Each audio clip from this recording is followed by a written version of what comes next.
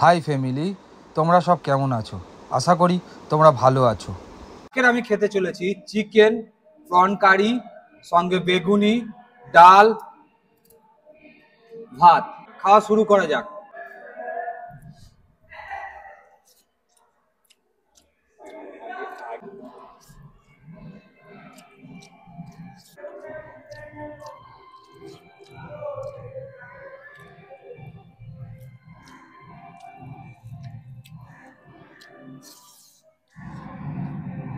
সাথে বেগুনিটা নিয়ে দেখি।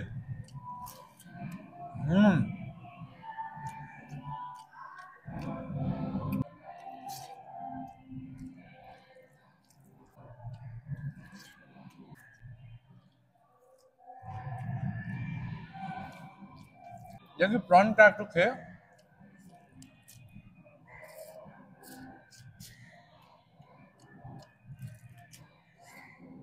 সেই টেস্ট।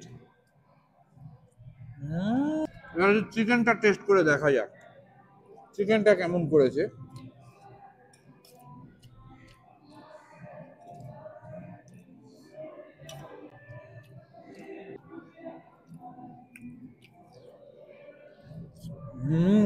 বন্ধুরা, আমি খেতে থাকি। আমার চ্যানেলটা ভালো লেগে থাকে প্লিজ সাবস্ক্রাইব ও লাইক করে দিও।